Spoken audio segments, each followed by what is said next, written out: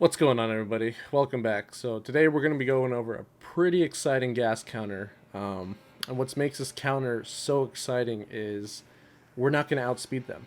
We're not going to outspeed Rex. We're not going to outspeed gas. We're going to let them do all those horrible things they do. They're going to increase our cooldowns. They're going to daze us. They're going to dispel all of our buffs. And we're still going to beat them.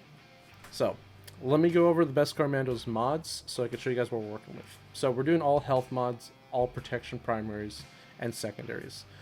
So let me show you what's the most important thing here. So these are the only three stats that really matter: health, protection, and speed, or lack thereof.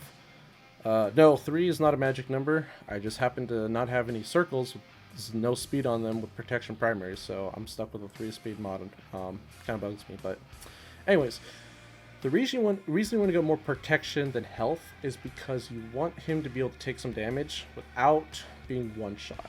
So you want him to take damage and then enough, but just enough where you can trigger that 75% threshold on himself, so he can trigger his own damage immunity.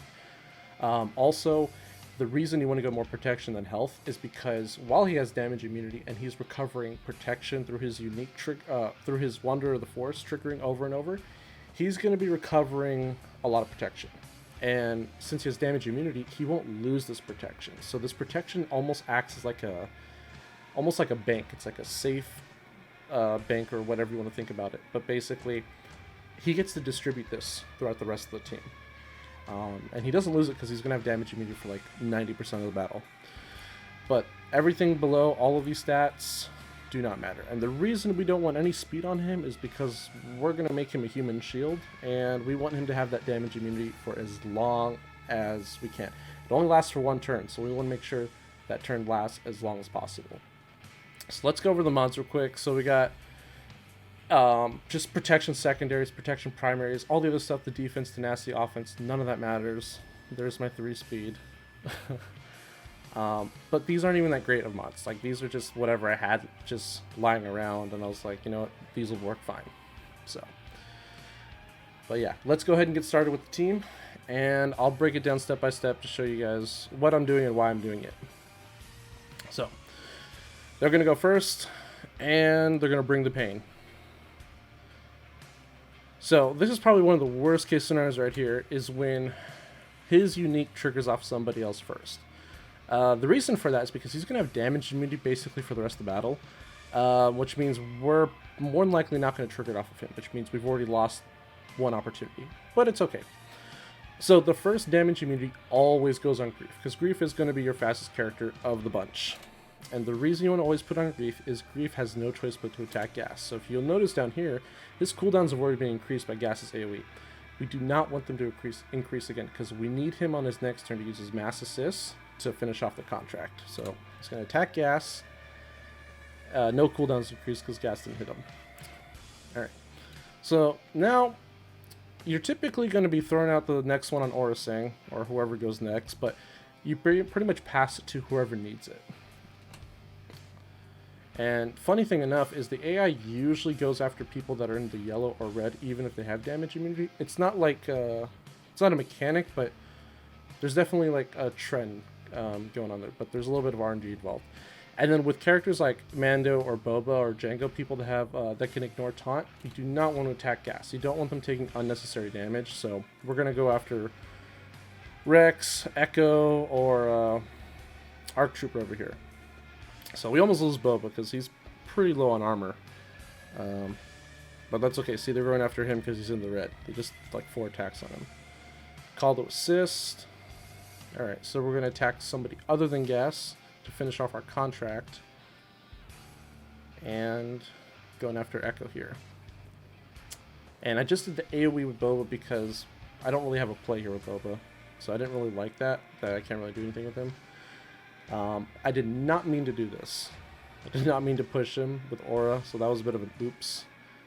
We do lose Boba right here, but it's okay. We can still pick it up. So we're putting everyone back into stealth. Beskar Mando still has damage immunity. And the one thing, I'm going to pause real quick. The one thing I like about his unique that triggers, you build a stack of Whistling Birds. So I kind of use this as a counter to like remind myself of how many times I've used his unique. how many more opportunities I have to trigger it. The only thing I just have to remember is who he's triggered it on already, because you can only trigger it on each scoundrel once per battle. So like once Greef dips below 75% or Aurra, it's not going to trigger off of them again because it's already happened. So it's a nice little tip, just to see how many more attempts you have. And we're just going to finish off the clones here real quick. And then GAS gets back up, but he's going to go after Mando, or Beskar Mando, so it's okay. At this point, just whistling birds, because it's like an all or nothing situation. So I was like, maybe we'll be able to kill him with whistling birds. Fortunately, we do not, so he's dead. But it's okay, we got it. But yeah, I didn't really like Boba on this team, so in this next video, I actually replaced him with Jango. So, and it's a little bit more consistent here. So again, we're gonna let them go first, a different team here. And here we do get to trigger the unique off Mando, which is fantastic. So, which means we can get up to 5 triggers this battle if we want to. So put it on Greef. Greef goes after GAS. And then we're gonna shoot somebody other than GAS with Jango. Then we're gonna throw it on Aurra. And then again, target somebody other than GAS. And the thing with this team is I've done this about a dozen times, and I think I've only failed about 3. So you do have a pretty good success rate, in my opinion. I would say about a 70-75% success rate. There's a little bit of RNG involved, but not too bad. And right now, it looks super goofy, but we have 4 characters with damage immunity at one time, so that's kind of funny. I didn't plan for that at all, but why not?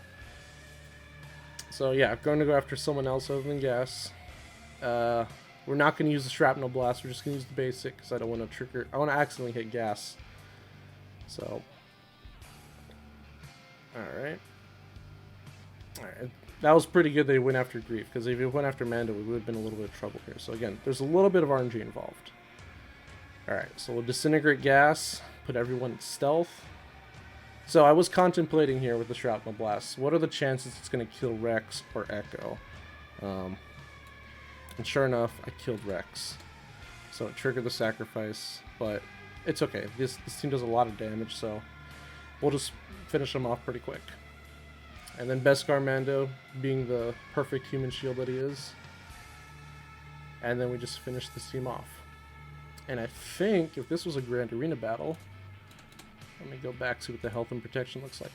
I think this would be like 58 banners, because we're only losing a banner from Beskar Mando's protection and health. So not bad. But yeah, let me know in the comments what you guys think. If you have any questions about how this team works, or the modding, or if you guys have any suggestions or ideas, please let me know. And if you guys haven't joined the Bounty Hunter Discord, I will leave a link in the description below, as well as my Discord information. And as always, thank you so much for watching, guys, and I wish every single one of you a very Merry Christmas tomorrow. And I'll see you next time.